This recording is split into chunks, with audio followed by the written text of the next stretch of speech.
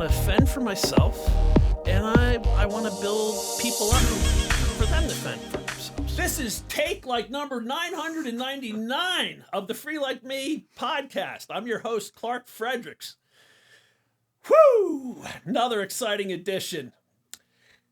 If you would, please hit the subscribe button and share these videos if you find them interesting or informative. Let's grow this sucker. If you follow me on social media, which I assume many of you do, I am always urging my followers to take chances, to go after their dreams, to go after their goals. Life is too short. You gotta chase what is inside of you, eating at you. So this week we are going in a new direction. It is my godson. His name is Marcus, and he chased his goals. He dropped out of college at the start of his senior year to do exactly what I urge everybody. Go after those dreams and goals. So this is going to be a great episode. Thank you, everybody. Marcus. Yes, sir. Hey, pal. Thank you for having me. Yeah, this is going to be great. You know, I deal with a lot of trauma of drug addiction and sexual abuse and just how people have overcome that. I'm sure you had your own trauma, you know, of making the decision you had to make and the trauma of starting a business. And I want to hear how you've prospered, and I want to hear, you know, what you do on a daily basis to keep yourself healthy, mentally, physically, spiritually. We'll get into all that. So I'm gonna set the scene for everybody. We're gonna go back. Well, we could go back to your high school days or earlier. You could even go back even further, where the true passion for landscaping started was when I was, I think, 5 years old. My parents were getting a pool installed, and I was at home throughout the summer, where we were just sitting outside or sitting in the kitchen watching out the door, seeing the contractors outside working with big heavy machinery, put the pool in, put all the hardscape in. And I finally asked my mom and dad, hey, could I go out a little bit closer to the job site? And they said, yes, go on. And they introduced me to the foreman, Jose, and I was 5 years old in a skid steer, even have home videos of this, putting all the pavers in, putting the polymeric sand in, running the machines. And that really didn't even think about it then, but that really was the starting point for my passion in the landscaping industry in my own backyard when I was 5. Yeah, it's funny you say that. I went to somebody's 40th birthday party, and he's a landscaper. And the family had like all his childhood drawings, and it was of like backhoes and lawnmowers. So like at an early age, he was into it too. Yeah, never leaves you. So, you know, I also want to get into, you know, your father more than your mother, like pushed you into baseball. You know, you were a good athlete. And, you know, he, you know, I remember going to the batting cage and watching, you know, that your father invited me down to see you do, you know, batting practice. I think you were throwing me pitches as well. Yeah. So like, you know, we did that. You did that for years, you know, and I loved it. I truly loved it. It was my outlet, and just trying to make it more of that team atmosphere and just be able to have my own success through playing baseball as well. As much as you do have your ups and downs in sports, it's something that I enjoyed doing. And,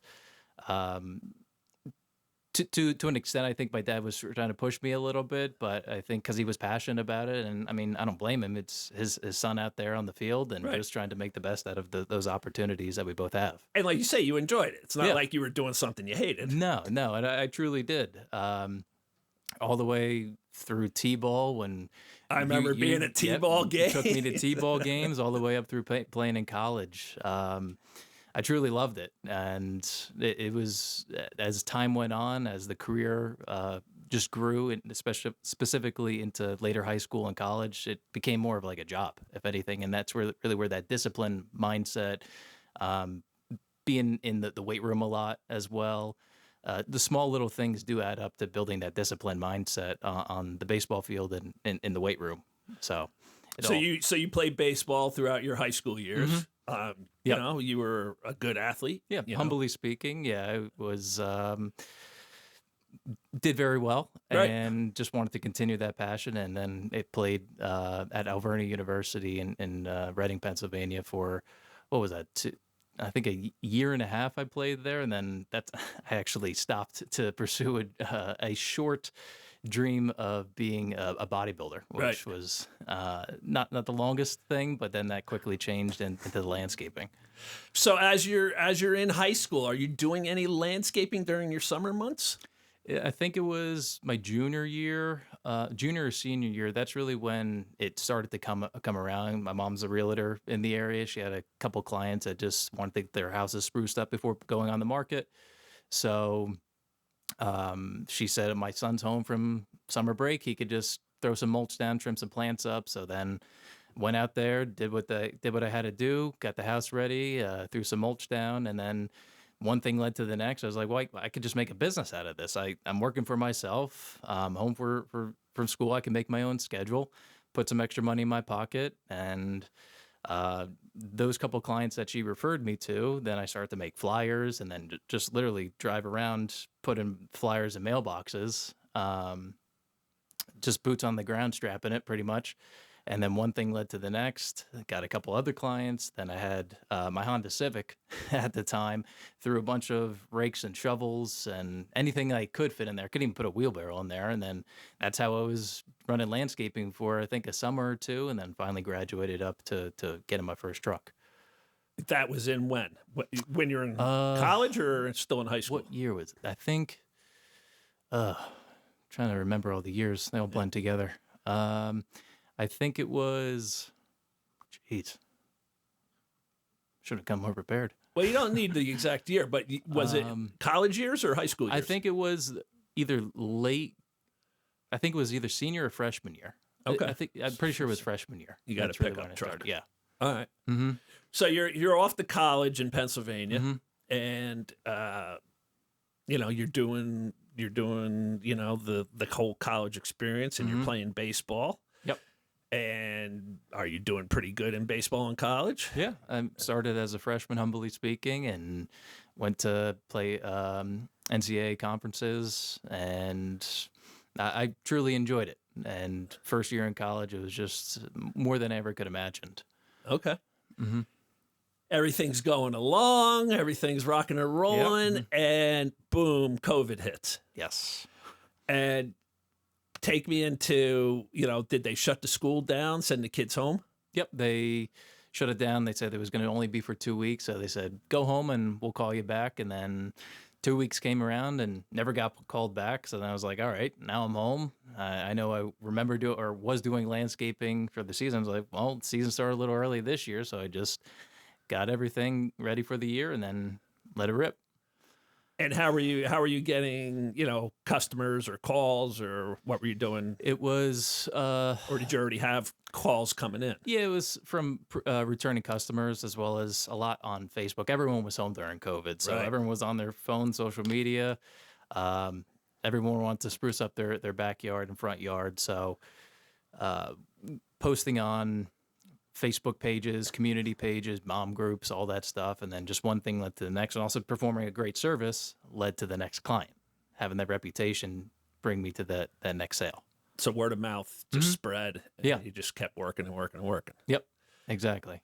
So you worked how many months during that COVID break? I think it was right around 4 months, plus or minus a little bit. Yeah. 4 months. And financially, what happened? Yeah, in 4 months, I think I pulled in right around 150 grand. That's including materials, but in my pocket, I put right around 6 figures. And then just literally in 4 months. So Right. I was just thinking to myself, I was in college, and then in 4 months, I made a pretty good living. And then that's really where the thought started to come into play about, does college continue to make sense for me? And you already had this passion for landscaping at an early age, and then now you get called back to school in that fall, Mm-hmm. and you go back, and there's this monster clawing inside Yep. your brain. Tell me about that. Yeah, I was literally sitting in class and teacher was doing the presentation and I was just on my computer looking up for landscaping lessons and building a budget and just on my computer not even paying attention about how to better improve from the summer that I just came off of because the ambition was high and I just wanted to continue to make more money and grow the business. So that's where my focus was, not paying attention to Calculus. Something. the ancillary stuff that didn't drive me. Right. You come to a crossroads pretty quick in your life. Mm-hmm. And what's the mindset like? All of a sudden you decide these classes are just like too tedious right now. I know what I want to do. I know where my passion lies. I can't sit still in this class anymore. Yeah, it was just pulling me away from where I really wanted to be. And I didn't find any joy in sitting in a class and paying attention to the course that was going on. My passion was in landscaping and building a business, truly, and being an entrepreneur. So accompanied with that is throughout the weeks of the fall semester, I was like, there must be a couple other larger landscape companies in the area. So I was sitting in my dorm room and I was like, why not just reach out to them and just see how they operate? Because that could help me better be prepared for the upcoming spring season. So I reached out to probably about a handful of them. Did you draft a letter, an email, or just a phone call? Literally just quick Google search. And within 5 minutes, I had these couple landscape companies to reach out. Didn't really take much just to find them, the larger, more reputable ones, and then reached out to a couple of them. And then one guy said they don't take calls from non-clients, and then people didn't get back to you. And then there was that one company that really stood out and said they were excited for my call. And they said, yeah, come on in. Happy to have you take a tour, meet the owner, and just talk business. Now, who did you talk to when you made that call? The secretary? Yeah, I think it was just a secretary. She may have just put me on hold and just asked the owner or whoever. And he's like, sure. Yeah, bring him on in. Not intimidated by, that new hungry guy. No. And I also prefaced the conversation was like, I do own my own landscape company out in New Jersey. So just putting the expectation out there that it's not like I'm right down the road being the competition. Right. And you said, what? I just want to pick the owner's brain on how they operate and what I should look for. Yeah, I was just a student at Alvernia for the fall semester, run my own landscaping business here, taking classes, just wanted to try to explore larger business ventures and just see how you guys operate, which could then hopefully translate. I could take one piece of it even and translate that to my business. So now you haven't yet made a decision about school yet. No. So you do. So you go meet with this guy first? Mm-hmm. So tell me about how that went. Yeah, I rolled up and I didn't know what to expect, but it was literally like a kid in a candy store, just seeing the size of the facility, all the employees, the trucks, trailers, equipment. I mean, just so people know, this isn't a guy, hauling a trailer behind his pickup truck with a mower and a weed whacker. They're about a $12 million $12 million landscape company. And they got 90, 95 employees. So they're very well known, if not the most well-known company in the area. Awesome. So when I walk in, the company is Newcastle Lawn and Landscape, and the owner is Brad Stevenson. Okay.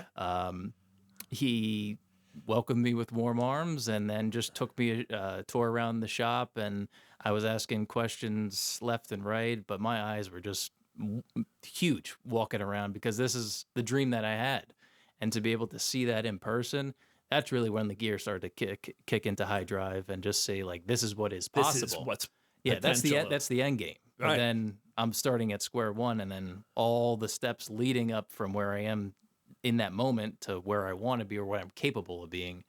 That's really where it all came to fruition. And this guy had no problem like telling you about payroll or insurance or employees or even what you should pay guys or and just giving me tips and advice financially, and then showing me the company budget, and I could speak with any of the other staff members there, so just picking their brains as well and just seeing how they operate. But there was no caution tape on anything, really. Obviously the more granular in depth stuff, but I was just being respectful of that. But how the business operates or how a successful business operates, he was sharing anything and everything that I asked. And didn't you even hire him like to become your coach, Yeah, like business coach, life coach? not in the moment. That sort of came um, in January, February, a couple months later. So really, the biggest thing that I was looking for out of that initial interaction was just trying to pick someone's brain, and then when I started to go back home and start running my business, that's where I was like, I think I know someone that could help out in a scenario like this. I was bidding a large hardscape project, and then I was just say, I wanted just to run it by someone. So I gave him a call, and he said, well, I do offer coaching services as well. So then I was like, all right, well, it doesn't hurt.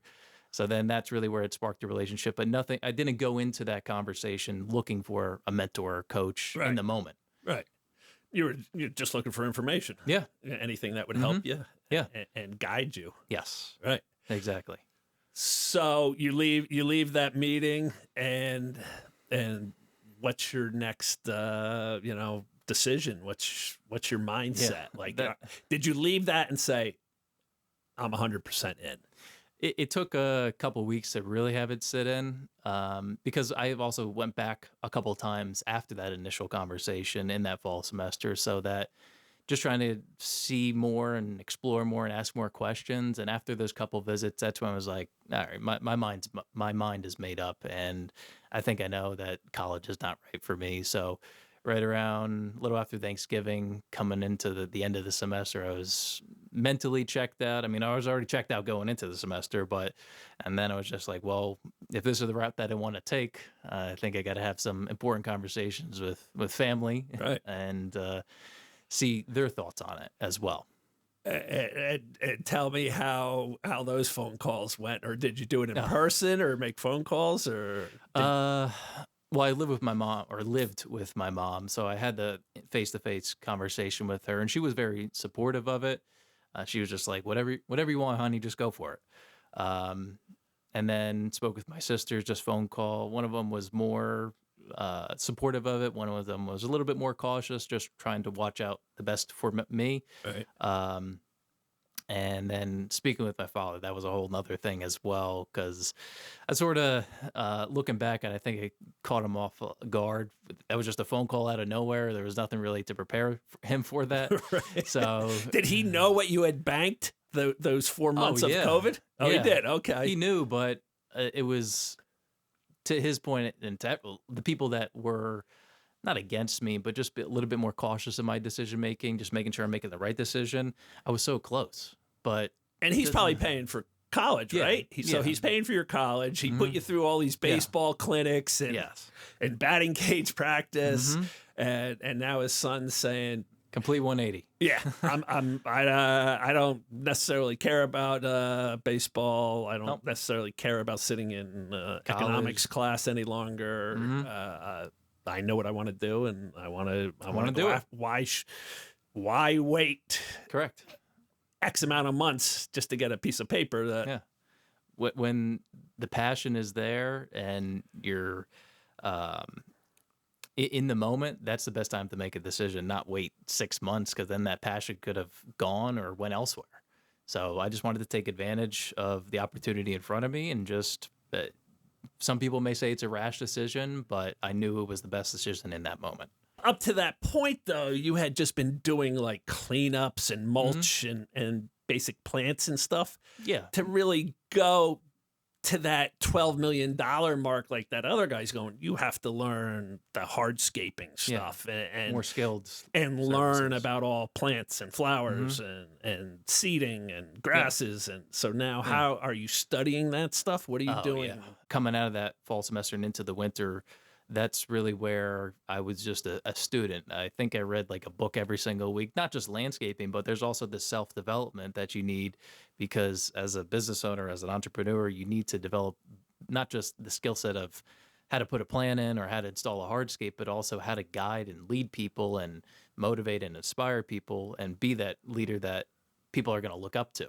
So it's that self-development that I was working on, as well as I joined with the services as well, the industry-specific training um, through the ICPI, NCMA, which is like the national industry leading qualifications for how to install stuff, and just literally being a student of the trade before going out into the spring season. And you didn't want to be that guy though, with his pickup and his trailer on the back, and maybe having a college student in the summer helping him mow lawns or something. Slap a sticker on the side of the truck. Right. No. You had a bigger vision, like, because you need to have the image. Because there's a million of those guys around, exactly, that just know basic lawn mowing and can do some spreading of mulch and stuff. Yeah, and in order to be that company that stands out, obviously the name is having the name and logo, the image of the company that portrays the brand that it puts out there is so important. So it took months just to develop that, because before, when I was in college and in high school, you just used to be Celano Landscaping, which is my last name. So many people just have last name, put landscaping on the end of it, and call it a business. Nothing wrong with that, but it's not the route that I wanted to pursue, because I wanted to stand out and be different in a market. Otherwise, you'll just blend in with everyone else.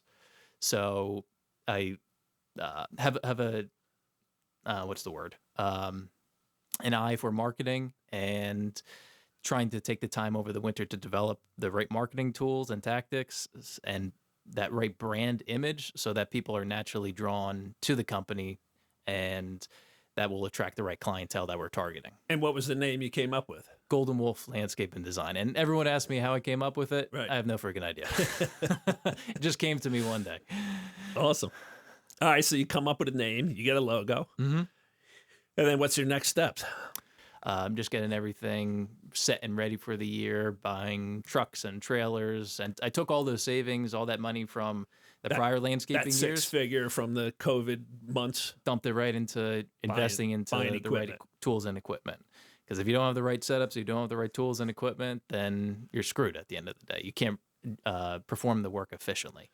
Now, so this is January, you're getting equipment ready and stuff. And I had no employees at that time. It was just me. No employees. And were you planning on just starting with lawns, or what was your game plan? Like, I'm going to start bidding rock wall jobs and everything, or what? Yeah, and I was that first call back to Brad when that started up the mentoring / coaching. That's when I was bidding a large backyard living, outdoor living space in a backyard, and that was a six-figure bid. And going from planting and mulching before, then putting a bid on pretty much the entire, the bid amount was almost the amount I made the year prior in one job. Right. I just wanted to make sure I was crossing my T's, out of my I's, and not giving it away. Yeah, or burying yourself. Exactly. So he helped you with the bid. More just guiding me. He didn't run through specific numbers, but it was more just, hey, check this, check this, check this. He's not the one that ran through to the penny of every single thing. He was just giving me the general overview and guidance, but I'm the one that actually had to do it. So somebody thinking of starting a small business, they're going to want to know, like, how did you even find that job to bid on? Where did that come from? A lot of that just came down to building that brand. Not to be broad and vague in it, but it's a lot of that marketing strategy. And we work with a marketing company now, and I developed a marketing campaign through many different channels, postcards, social media. It's a saturation of a marketplace that you have to be able to invest into, because I view it as a slot machine. If you put 10 grand into marketing, you're going to get X dollars out in revenue. So in January, you're doing this marketing campaign? Yeah. Of just sending, postcards or flyers or whatever. Google ads, combination of everything, because that's a time where you need to start building up a backlog of work to be able to execute then come the springtime, and just being relevant to people, especially with a newer brand out there that no one's really never heard of before. The sooner you got to get on that, the better. I actually remember my now fiance and I, January, February, we were driving around to all neighborhoods with door hangers when it was like 15, 20 degrees out. I was pulling up outside houses. She was jumping out. I was jumping out. We were all just doing anything and everything. So it was a lot of boots on the ground. It's not like you just put money in and then people call. It's a lot of strenuous. So if you want to be successful, yeah. you got to do the You just dirty gotta work. do it. You gotta Just got to do it at the end of the day. So you're driving around through neighborhoods, you and your fiance, and just putting out flyers on doors and stuff. Yeah. It's not the last thing she wanted to do. I'm sure. Like, especially it's 20 degrees out. Yeah, but she cared. She saw the dream and the passion that I had for it, and she just wanted to do whatever she could to help. And I knew that if I had this dream and goal, I was having to do things that I didn't want to do in the moment, but I knew it would benefit me, not just the short term, but also the long term as well. All right. So you bid on this 6-figure job. And I didn't get it. Oh, okay. I thought you were going to say you got it. Okay, you didn't. But that was a it. great learning lesson. Even though I didn't get it, it could have been a blessing in disguise because maybe there was a reason why I didn't get it. And well, you still don't have a team yet. No. It's still just you and your girlfriend at the time putting out flyers. Yeah. Right. Exactly. Just trying to get the work in the pipeline. I mean, invested into the tools and the equipment, working on the marketing and branding of it. And that can only get you so far. But if you don't have anyone to put the work in the ground, then that's not a business at the end of the day. Right. So I think right around February, March, that's really when I started to put ads out on Indeed and just trying to get an influx of people, just trying to get applicants for filling the roles. And I never really had to hire for any type of role before because I was in the prior years when it was during the summers of high school and college. It was just my high school buddies. So I never really had to hire someone. So that was a whole another learning experience as well, having an interview. And obviously with the seasonality of the landscaping industry, if I hired someone in February, I had to sort of put them on the back burner and tell them, yeah, you're hired, but you got to wait till 8 weeks, March or something, right? So then I hired people, but then they couldn't wait because obviously they have to do what's right for them at the end of the day. They need to make an income. So then I hired people and then they left. I hired people and then left. A couple stuck, and then it was a constant back and forth. And I was a pure learning experience just with the human interaction at the end of the day about how best to hire someone for those roles. So it took many interviews, many candidates to finally get a few to stick. When did you land your first, big job? I think right around March. So that was a $120,000 job. So that was bid it and get it. Yeah. Okay. Exactly. So that was the first big job that I did get, but then there was a whole bunch of permits and whatnot. So there would be months until we could execute it. So I know that had a little bit of time to buy to get the right people in the right shoes. So you still don't have a crew. You get this job, but you got 2 months. Yeah. And there were still other jobs, smaller jobs that I would be able to perform and be able to perform with the skill sets that we had currently for the positions that we hired. And then there was a couple hardscape jobs that came along and learning throughout the process and always trying to do right for the customer, do right for the client. But I remember there was a time when I was on a job, I think it was the first or second week of the season, on a job with 3 guys out there and everyone was looking at me and I was trying not to figure it out, but I was just trying to lead them to success. And I never had someone had to look, or 3 people alone, let alone one person, look to me to be that leader in that moment. And I was just so overwhelmed. The client was calling me, the phone, I had no one answering the phone, the main company phone. So my phone was blowing up all the time, emails and, equipment breaking down, and it was all me at the end of the day. And I remember on that job site, I just had to sort of take a walk, and I remember sitting in the trailer on the job site at the client's house, bawling my eyes out within the first 2 weeks because I had no idea what I signed myself up for. And I just had to put an act on, just pull myself together and be that leader going back out onto the job and be someone that they could be confident in who was leading them, even though internally I was just breaking down inside. I spent 6 figures plus on all the hard work from the prior years on all this, and now it's all on me, and I'm slowly dying inside. Crumbling. Yeah, but I had to put that face on, not just for the crew members there, but also for the clients.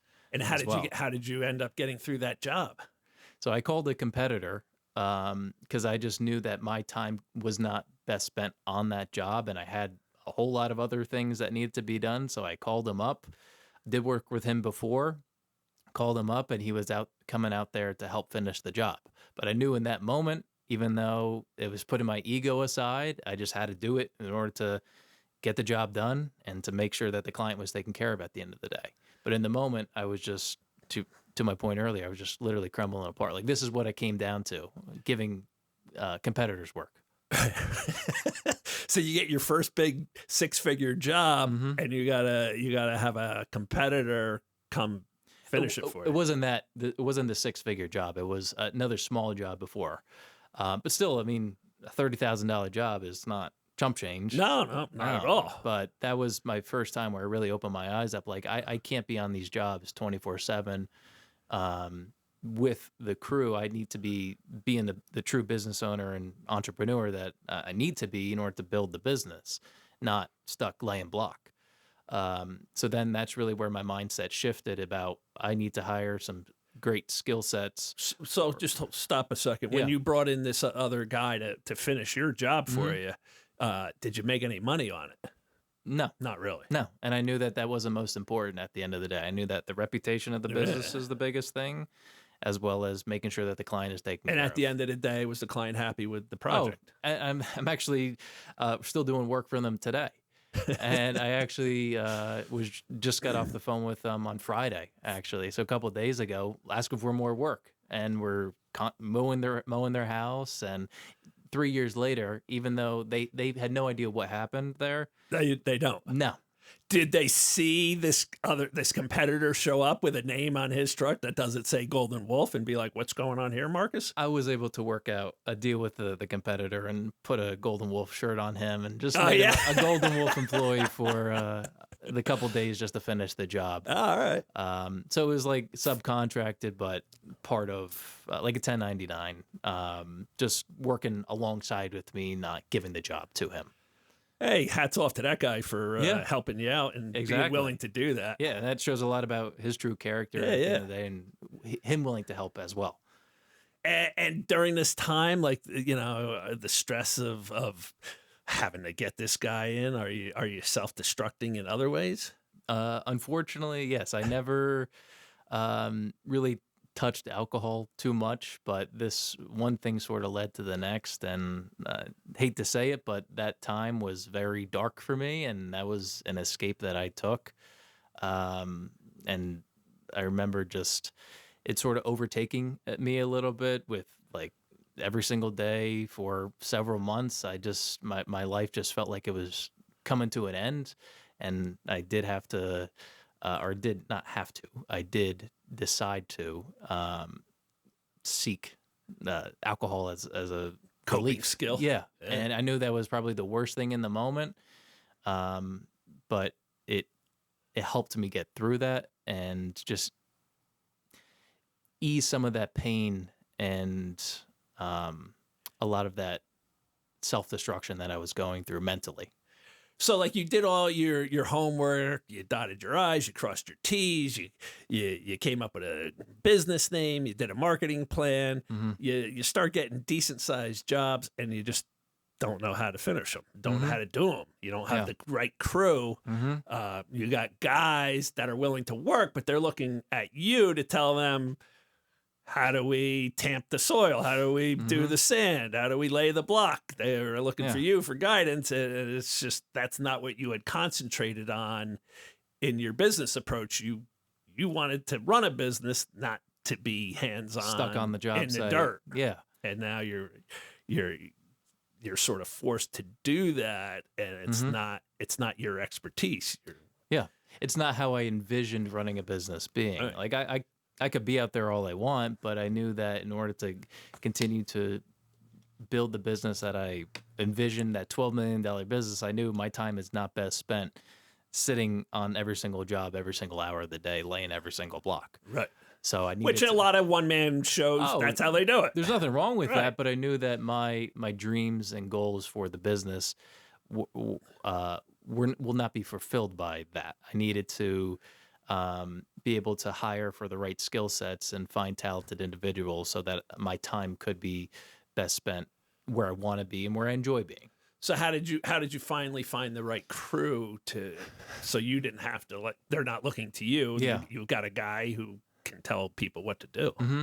I think it just comes back down to developing those hiring skills and just not settling for just someone. I was looking for a specific person, and I wasn't going to stop until I found that specific person. I wasn't just going to settle just to someone who submitted an application. I needed to find the right individual, which I knew would take some time.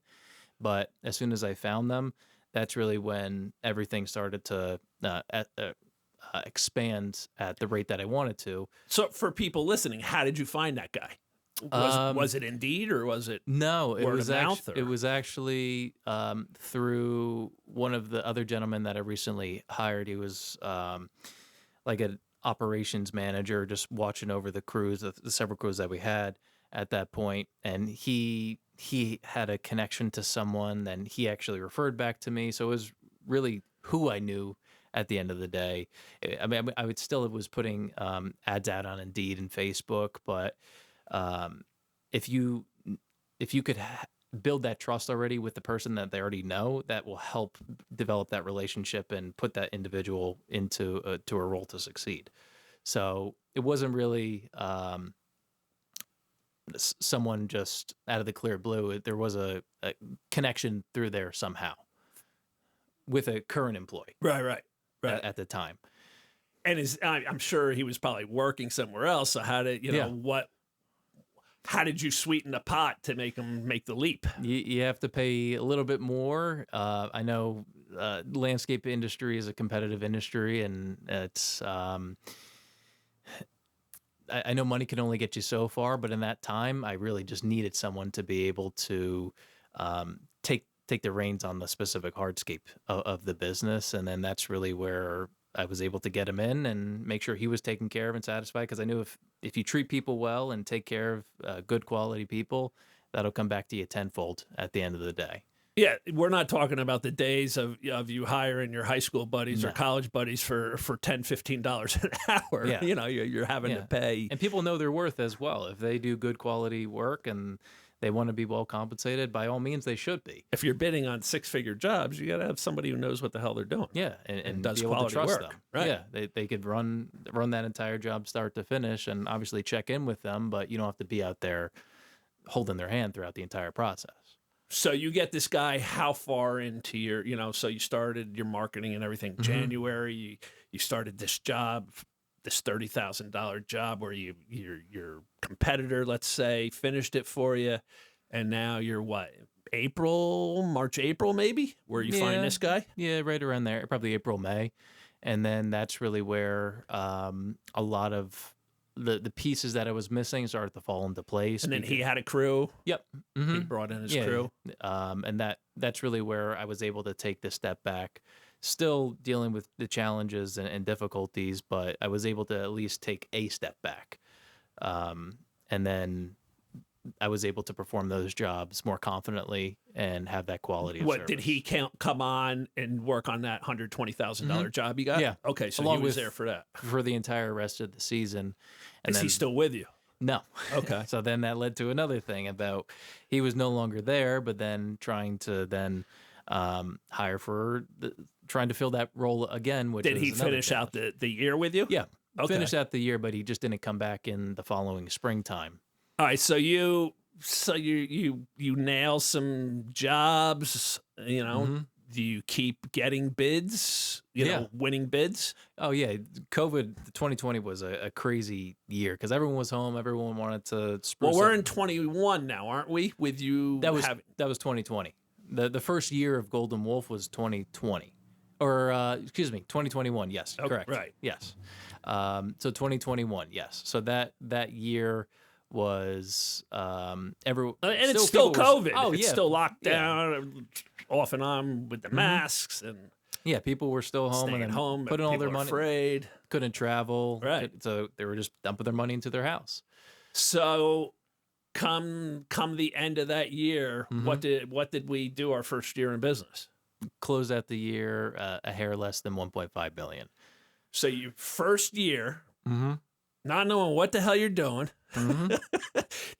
drinking yourself silly because you're in over your head, you still managed to do 1.5 million. And started off 8 months earlier with just myself. Right. And not a single truck, trailer, piece of equipment, just a couple rakes and shovels that I had from the year before. It is during that COVID lockdown. Yeah. That's all you had at the time. I think the biggest thing that helped me get to that is obviously investing in the right people, putting the right people in the right roles, knowing their value and worth, and giving them the tools to succeed, as well as being humble throughout the process. Because as a young man, you're trying to build yourself as a person, build your who you are at the end of the day. But I sort of had to put that aside and admit my failures and face them head on, dealing with customers, dealing with employees, dealing with financial challenges that I never thought I would have faced at such a young age. But I grew up real quick in that year, and that really helped me propel you're the a young following years. kid. What'd you start at 21? I was 21, yeah. And so I'm sure if you're getting jobs, 50,000 to 150,000, you're at nice houses and guys who are big time executives or whatever. And are they trying to like push you around because you're a young kid? And Oh yeah, I got asked all the time in that first 2 years, really, like, oh, how old are you? And I was like, I didn't know what to say at that time because I'd never been asked that before. But when you're talking to these higher level individuals, higher income earners, they want to know who's stepping foot on their property. So trying to respectfully, what's the word? Diffuse that conversation was like, oh, I never been asked that before. What brings that? Or how old do you think I am? Or just trying to spin it off where I'm not just blurting it out there, but just trying to diffuse the situation a little bit. And because they probably think, oh, a 21-year-old, he wants me to write him a check for 150,000 for my backyard. But he's 21 years old. What the hell? I mean, what's he know? Yeah, but I think just building my own confidence as well and developing my own communication skills and sales skills throughout that.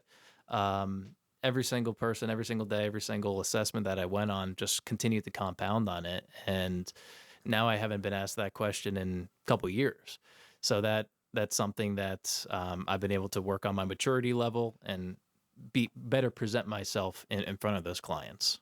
So again, somebody who's got the dream of starting their own business, you started off by the flyers, and postcards or whatever, are for that first year. Is that mainly how you're getting your jobs? Where are all these bids coming from that you're bidding on? Yeah, it was the multiple, going back to what I was saying earlier, the multiple channels of marketing. That was postcards is one, social media, Facebook, Instagram, Nextdoor, LinkedIn, Google. There's we didn't do it in that first year, but billboards is another channel that we use right now.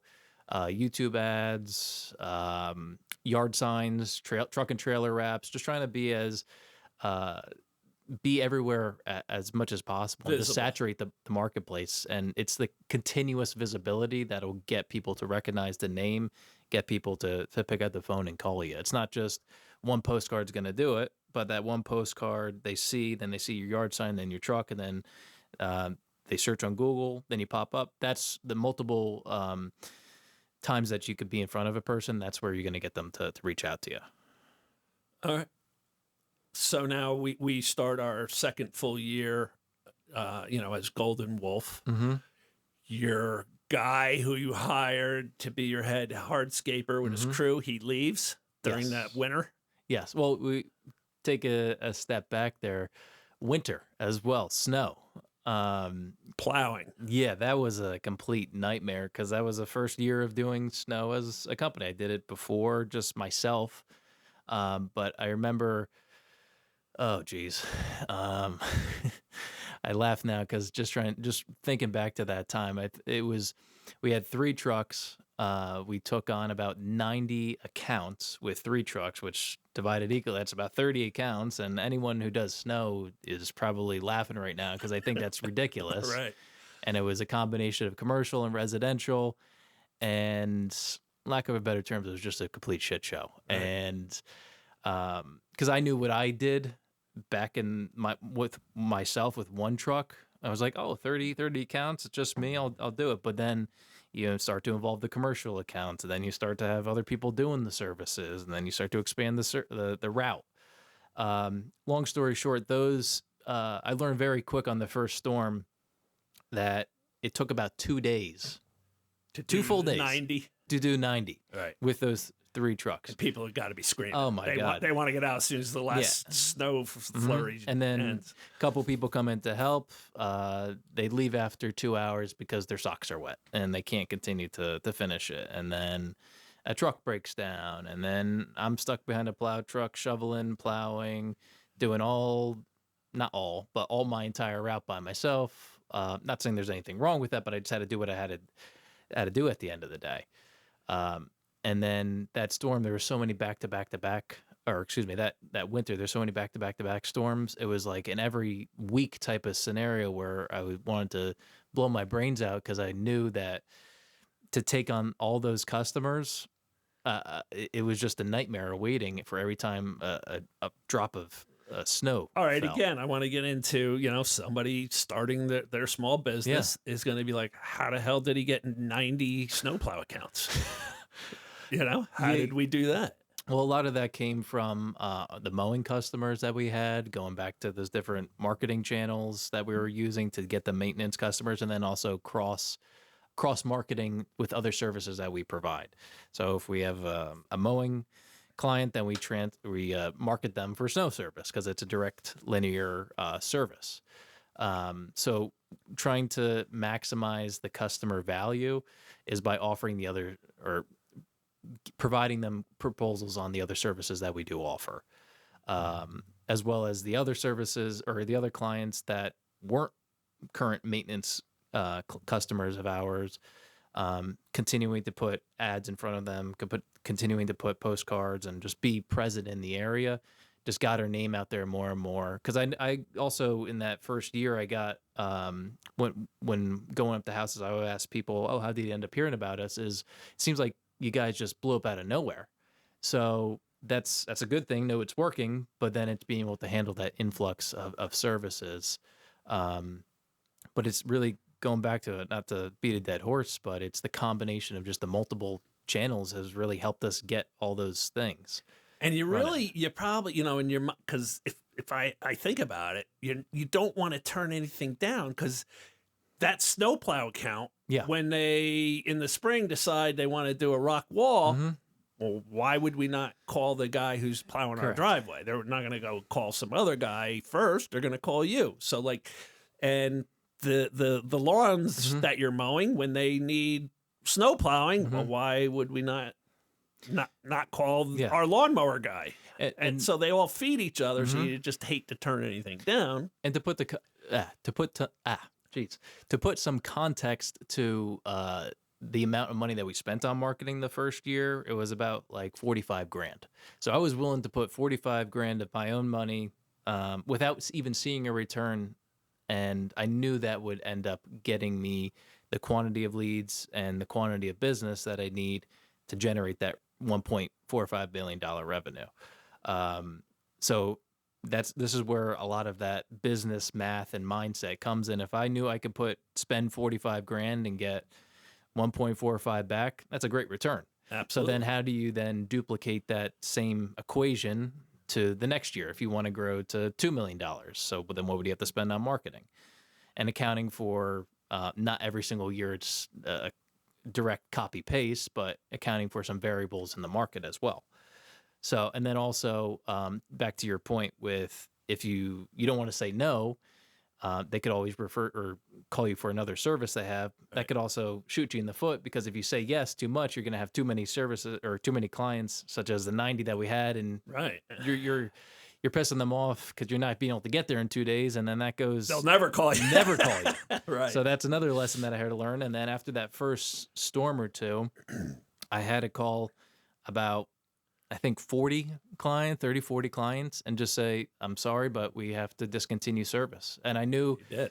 yeah. And I was the one that had to face each customer and bite the bullet. I know it's the last thing I wanted to do, because first I spent money on getting them in the door. But I knew I couldn't provide them the level of service that they needed. And I was actually doing them a disservice by just saying yes. Right. So I had to humble myself right then and there, and also watch out for the betterment of the other employees that we had that was providing them, because they were still out there 2 days to maintenance all of that, or plow all the accounts. But I knew just it wasn't sustainable. So you cut your accounts basically in half. Mm-hmm. And how we work, we don't budget for snow. So it was just pretty much cherry on top. We don't put all of our eggs in baskets. Say we have to get X amount of inches to recover the cost. We recover those costs throughout the entire year, and then snow is just a cherry on top. But I just, my eyes get very big when I see clients that are calling, because I knew that could help us generate the revenue that we need to, again, achieve these business goals. But then I had to slow things down, which I'm still trying to control myself today, about just trying to be more in the present moment. And it's okay to say no, because otherwise you could do more harm than good that way. Right. So you go into your second year. Do you raise your advertising budget, like you said? Mm-hmm. Yeah, I kicked that up to about 65 grand. Now we have a full marketing team in place, or a subcontracted marketing company that we work with. They handle everything start to finish. The year before, it was me and one of my high school buddies that I was doing the Google words and the postcards. So now that taking the next step in business, I needed to then delegate that specific task of marketing, because it's so important. That's the fuel to the business. So I got them on board. So this is a marketing company? Yes. That you hired? Yep. And do they do your social media? Mm-hmm. They do everything. Social media, they manage all the accounts, they provide reports on everything.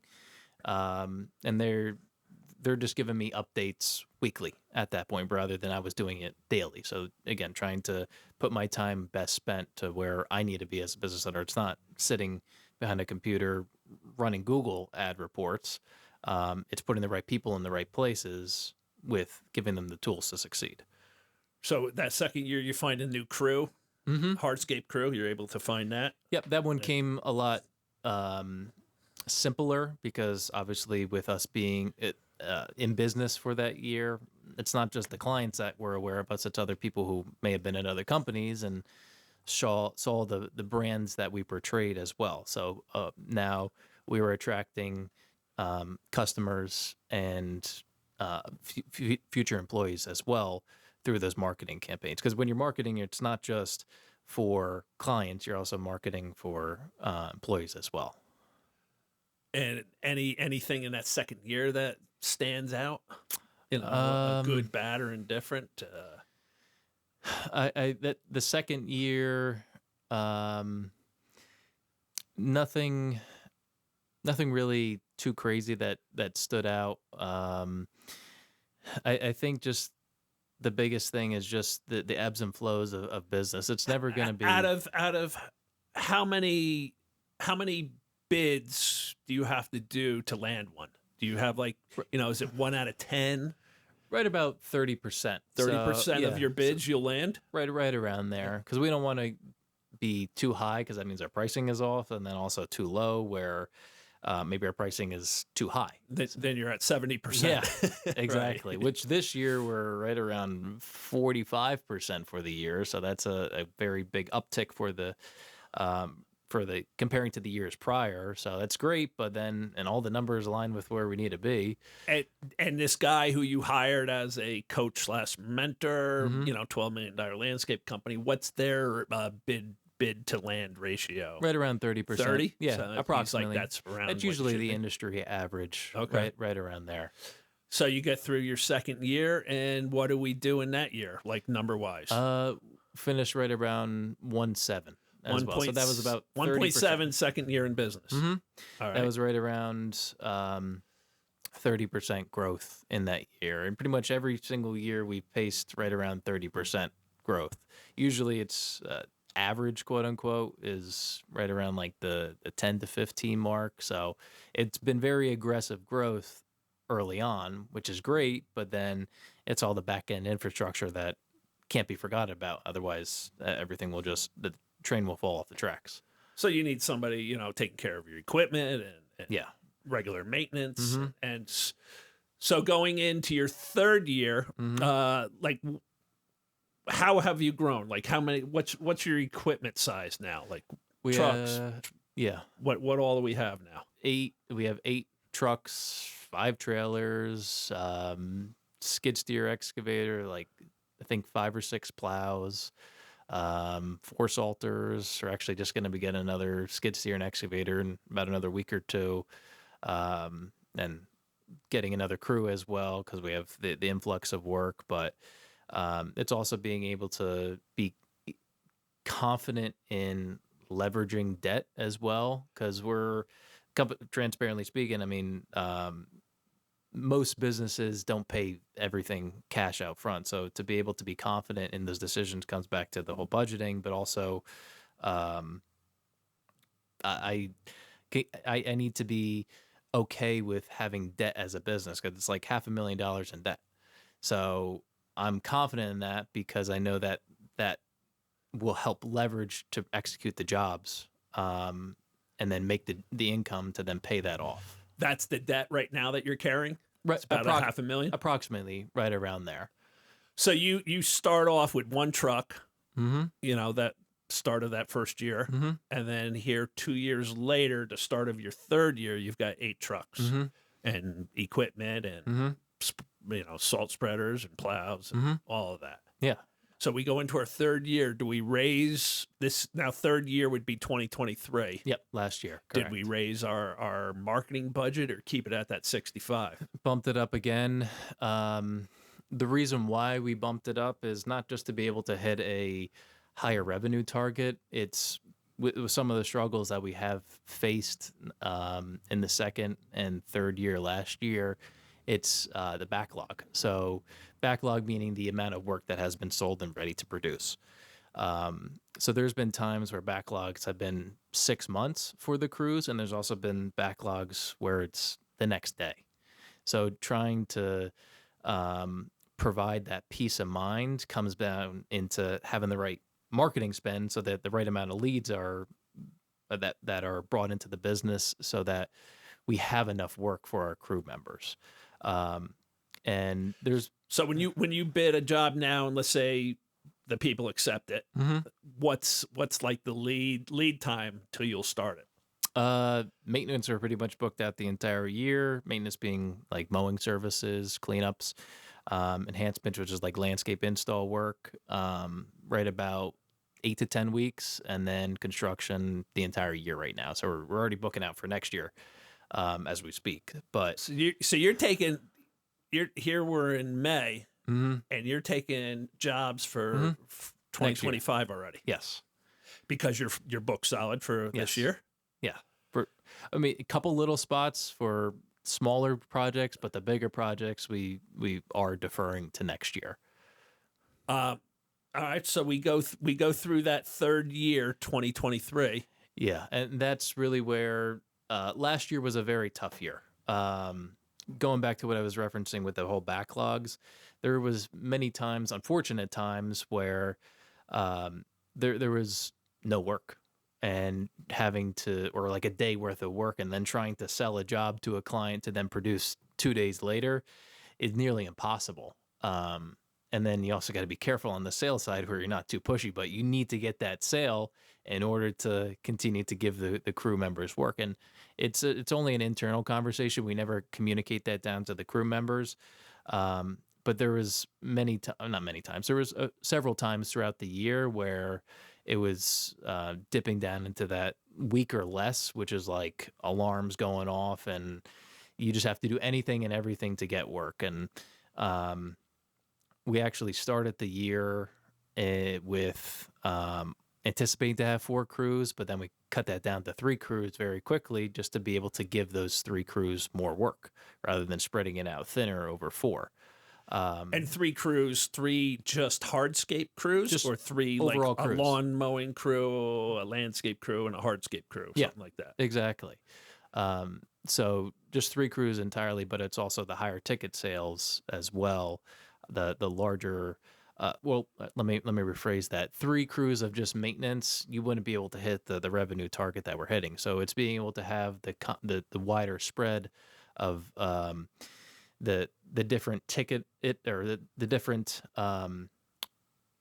ticket costs, ranging from a couple grand for maintenance all the way up to $500,000 for some hardscape services.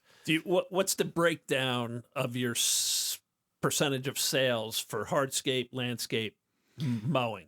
It's right around 50% hardscape. Maintenance is about 10. When you say maintenance, what are you talking? Maintaining a lawn? Yeah, lawn mowing, spring cleanup, fall cleanup, fertilizer, weed control. Okay, that so type of that's stuff. about 10% of your business. 10%, and then the other percent, or was that 40? Yeah, 40% is just landscape install services. Okay, but so the hardscape is block work and walls and all that kitchens stuff, and lighting, and outdoor. You do the whole outdoor. Yep. And you have like a 3D visual for people so that they can see, Yep.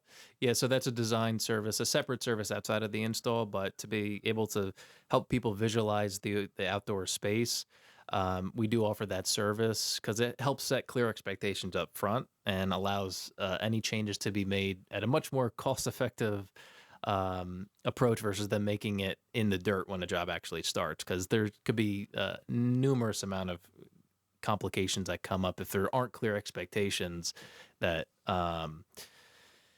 that aren't communicated early on in the sales process. So that design service allows us and the customer to be on the same page, as well as them to get as close to what it's going to like to be in that outdoor space before they even put a deposit on it. And with 3 crews like you had for last year, you had 4 at one time and you cut it to 3. How many employees are we talking? Right now we're right around 15 this year, and then that's last office year people included. Yep, exactly. Full-time or 3 full-time office staff and like admin, and then sales rep, mechanic that's outsourced, so not really counting him, but then 8 crew members, production manager, combination of all that. So, in a 2-3 year period, you go from just a one-man gang to 15 employees. Yeah, and trying to be able to learn how to best manage them. And everyone has lives. Well, everyone comes to work for a reason. So to be able to be more understanding of how I could be that leader to then provide for them, that's a learning curve, a never-ending learning curve for myself, and just how I could be able to best help other people accomplish their goals, and to be paying it forward every single day, because I know in order for me to achieve my goals, they have to encompass each and every one of those 15 employees' goals as well. My goals have to be constantly mindful of where everyone wants to be, not just in the business, but also professionally, and just being someone that I could always pave the path for that everyone could be achieving their goals as well. So we get through that 3rd year, you have to cut a crew out, the jobs are like, you're trying to keep everybody busy. It's a little tough. What do we do at the end of that 3rd year where the numbers come in at? That was right around 2.25 million. 2.25. Yeah. And it was a tough year for you. It was my probably God. your toughest year. Yeah, it Just really trying was. to keep everybody busy. And it feels like and yet you still went over 2 million. Yes. And it just feels as though like the past 3 years, I couldn't catch a break. But then I continued to see the growth, and in the moment, you're sort of blind to all the other greater stuff out there, that all the good that is happening. So needing to be mindful and be grateful for what you have and where I started to where I am. That's really where my mindset has shifted, really coming into this year, really over the winter and into the spring season, so that I could be more grateful and have gratitude for the amount of growth that I have had, because otherwise it'll just um, it's the energy that you put out, you're going to be able to get back tenfold. But if you're constantly focusing on the negative, all the shit that's going wrong, all the things that you're failing on, then it's going to keep happening to you. But if you could just pick one piece out of it, that's a win. So how could I focus my time and attention more into those wins is where I shifted my mindset really coming into this year. Because last year was brutal. Brutal. And yet you did your biggest number. Yeah, exactly. And with 15 employees, does it ever get hard making payroll? Yeah, it's actually one time that I ever encountered not having enough in the bank account to pay payroll. And what do we do then? Uh, that was one of the worst days that I ever encountered. I mean, it doesn't beat it. That beats pretty much anything else, because that's people's lives Right. at your fingertips. That you have to be, me as the owner, I have to be the one providing that for them.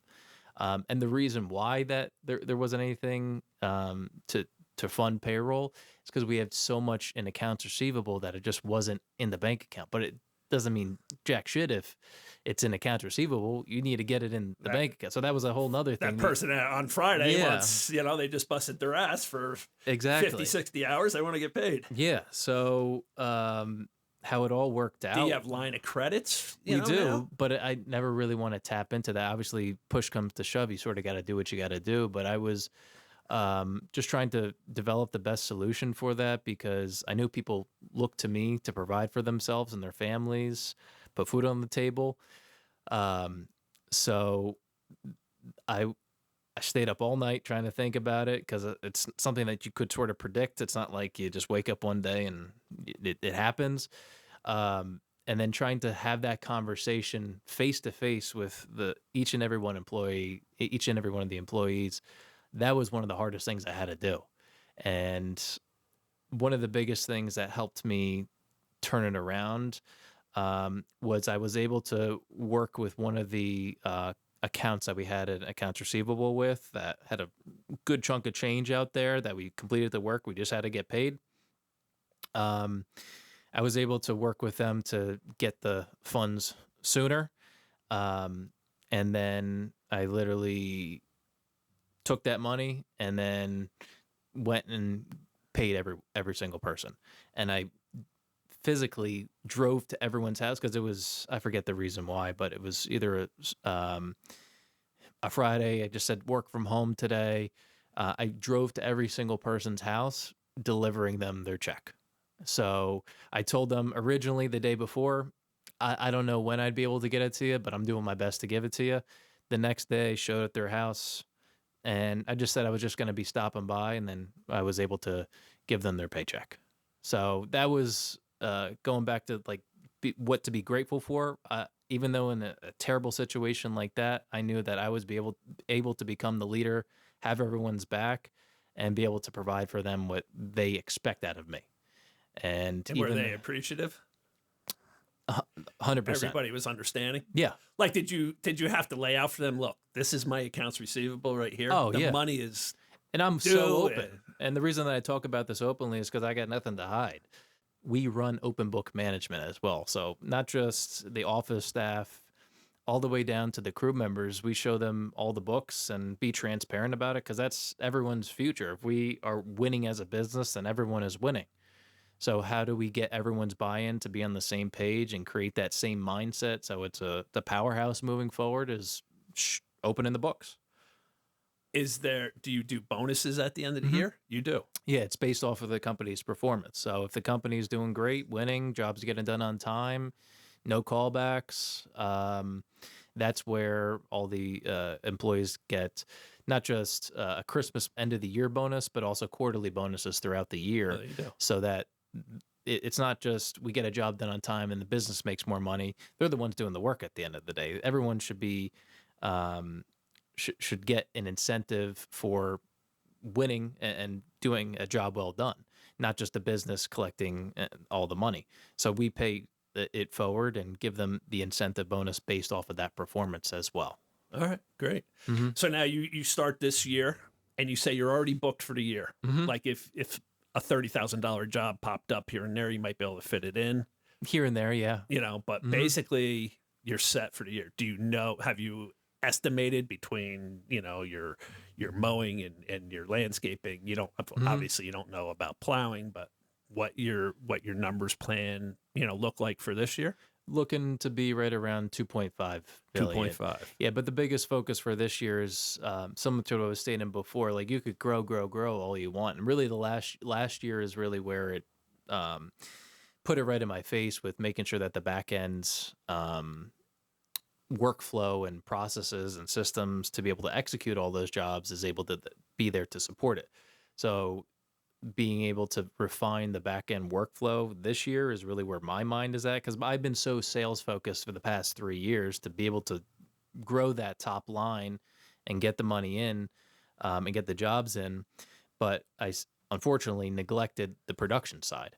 So my focus really this year is refining the production side so that we could nail down on executing jobs, doing it efficiently, doing even more and better quality, and giving each of the crew members a direct linear pathway of career progression. And we've also partnered with the Department of Labor as well, or a certified apprenticeship program, so that we're giving people an opportunity to grow themselves in the company, that they could benefit their lives, their families, their futures, not just make a paycheck. And they know a company that actually cares about them and is willing to invest into their growth and to their future, not just clock in, clock out, and leave. So for like this year, if you're doing 2.5, let's just say what's your biggest job you've taken on? This year we're taking on like a $450,000 outdoor living space. It's pool, cabana, hardscape planting, irrigation, the whole nine. I think so. This college kid who dropped out his senior year, basically the start of his fourth year in business, has landed close to a $500,000 job, and that's pretty amazing. The second close to $500,000 job that I sold. Oh, you've already had one. Yeah, close. Right. This one, without looking at the numbers to the penny, I think they're more or less hand in hand, or one's a hair bit more, but they're more or less right in line with one another. But that was 450 range. Yeah. Right around. Maybe the other one was like 430. Right. But still, yeah, I'll take it. Right. But that was 2 years ago. That was that one, and then this one. So just being able to compound on all those, and just make the most and most out of all the opportunities that come my way. And the biggest thing with this now is we're starting to sell jobs, not just with myself. So we're hiring a great salesperson that knows our process, could stand behind our work and express the value to our customers, as well as give the customers what they want throughout the design process, even down to a simple mowing service. That's where I've been able to delegate those responsibilities to then focus my time on the production, because the sales are great and you can only focus so much on the sales, but being able to efficiently produce the work is where I need to have that focus on, and refining those inefficiencies. Do you have any sleepless nights, Marcus? Oh my God. More than I could imagine. I mean, there's been times where usually I go to bed right around 8:30-ish. Sometimes I wake up at 12, 1 o'clock, and then my mind just goes. My biggest thing is not like getting asleep, it's staying asleep. Right. And there's times where I'm on the computer at 1, 2 o'clock in the morning, and sometimes I drive to the office at 2 o'clock in the morning because I knew I have to get this bit out, and I knew that there was this issue and challenge with production, and so on and so forth. So my mind just never stops, which is a good thing, but also a bad thing. Right. Being able to control it. What's a daily routine for you, a day in the life, people think, wow, guy's got a business. He's made 2.5 million this year. He's going to make 2.5 million. Oh, that's the life I want. Well, tell me about, what time do you get up normally every day? These past couple weeks, I've been getting up at 3 o'clock every single day. Usually it's been 4, but this past couple weeks, since my main focus has been on production, the crews get in at 6 o'clock in the morning. So I need to have my morning routine complete by 6 rather than by 7. So I've been having to wake up an hour earlier. I head right to the yard, have an office set up at the yard. And then so hold on. You wake up at between 3 and 4 in the morning.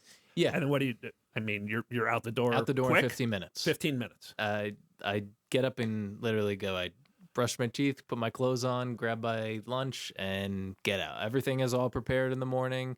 Coffee, water, lunch, everything. I just get up and go.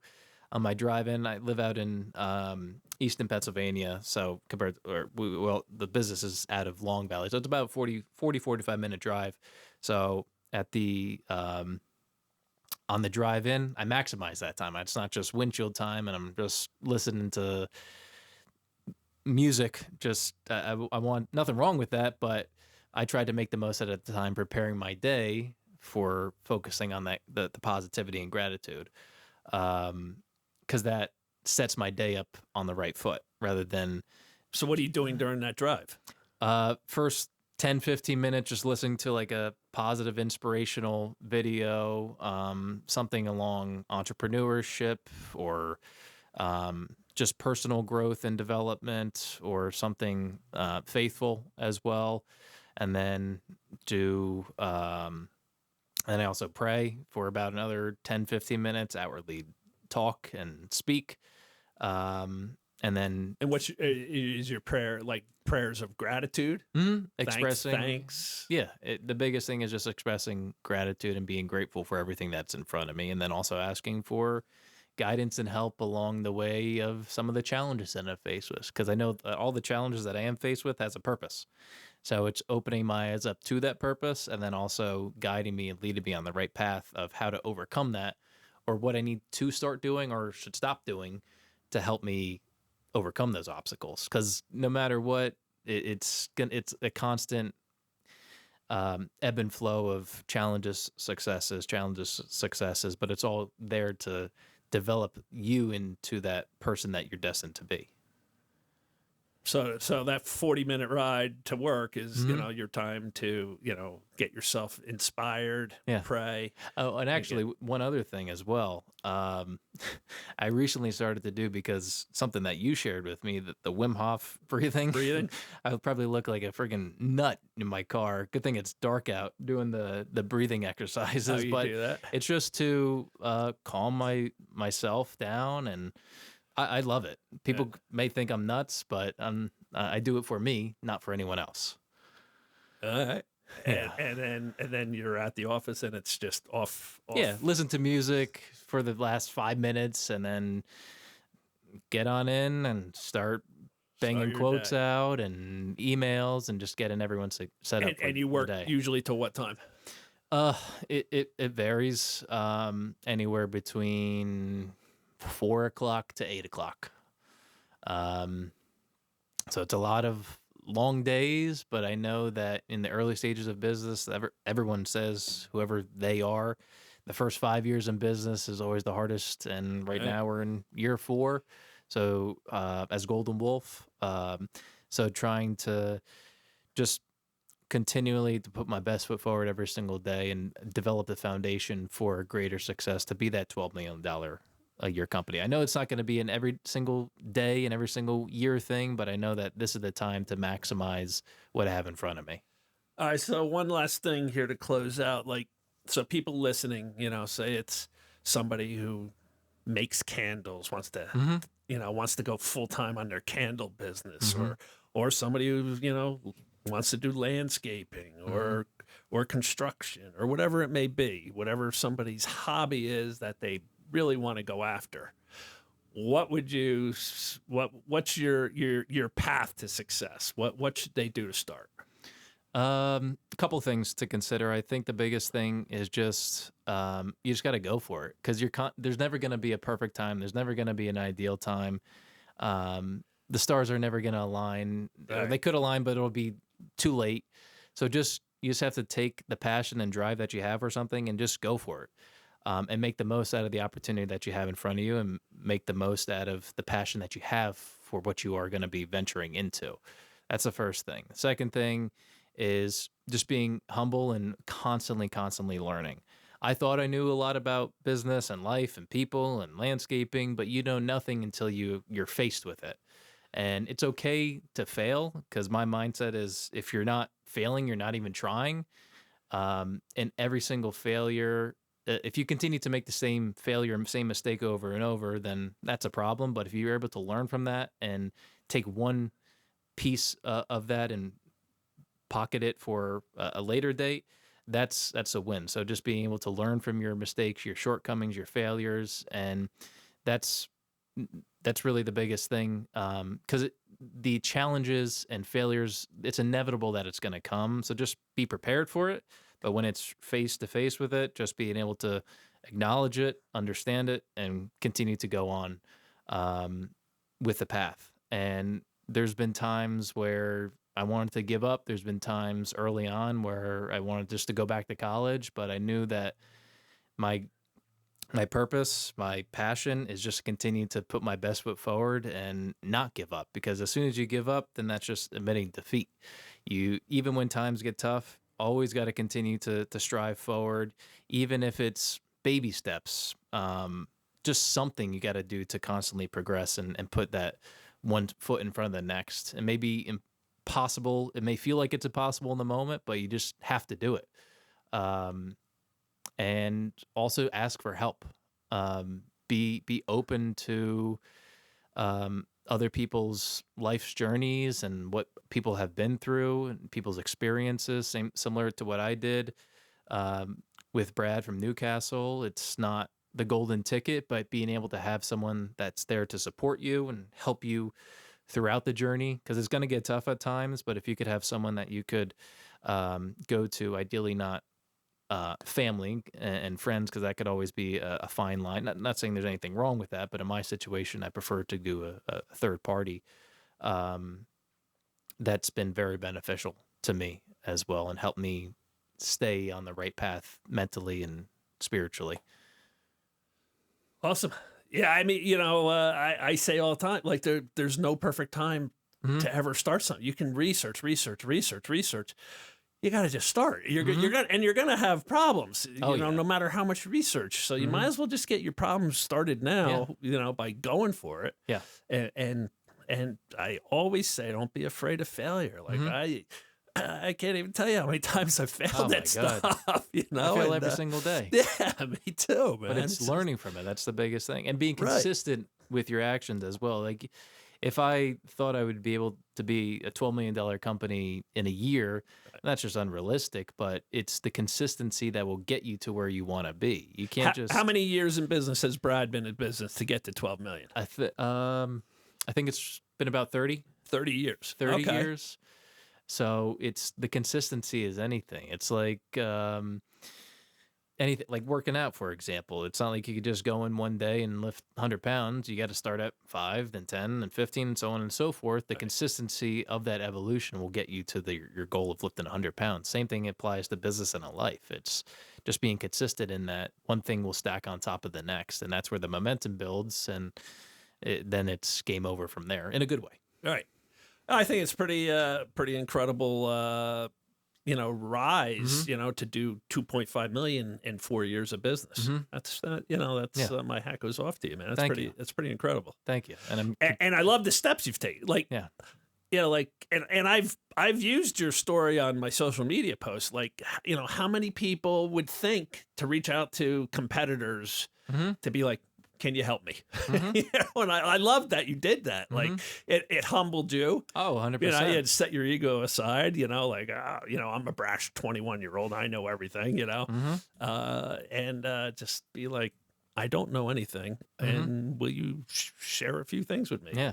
And luckily you had a guy who was willing to do that, and it's panned out for you. And even if it doesn't happen on the first call, or the first interaction, doesn't mean stop. It just means maybe that was just not the right fit. So continue to just wait until you come across that person where it's a good fit, the right fit. And I think successful people like to talk about their success, and share how they got successful. Why not? Yeah, why not share it? And I actually started to coach and be a mentor for a couple other landscape companies as well, smaller landscape companies, but it's right about 3 now. So just trying to pay it forward, because I know the amount of time and dedication and attention that Brad's given me, and I just feel like with my journey, what I've gone through, I just want to be able to help someone out in one way, even if it's one little token of a nugget that they could pull out of a conversation. This is what you got to look out for with this. Yeah, because as much as you do have that person on the sidelines just to help give you that foresight, if I could help at least one other person out, that's me taking my story, my life's journey, and just being able to do good with it, and help anyone out in any way possible. Right. And I mean, there's nothing wrong. The guy who has his own pickup with a trailer, and he loves being out in the sun and just working with the dirt of the earth, earth, and he digs that, and he's not trying to be 12 million, in business. There's nothing wrong with that. It's whatever your passion is, but your passion wasn't to be on your hands and knees laying the block. You wanted to, have a successful business where you had employees that you could trust and let them do what they do, and you do what you wanted to do. Exactly. So for the guy who wants to be a one-man gang, by all means, go by all means. Also, everyone has their own niche and what they want their business and what their life to be, and mine's little different from maybe others out there, and or maybe similar to what other people want to do, but I enjoy what I'm doing, and I see the path that I'm taking, and just being able to see the journey all the way through is what I enjoy. Awesome. I hope people took something away from this, that it's possible. It is. You just got to go for it. Just got to do it. Thanks, Marcus. I appreciate it. Thank you. There you have it, everybody. Go for those dreams. Go for those goals. Don't wait. Life is too short and precious. Woo! Hit the subscribe button and share. Don't make me come knock on your door. Subscribe. See you next week.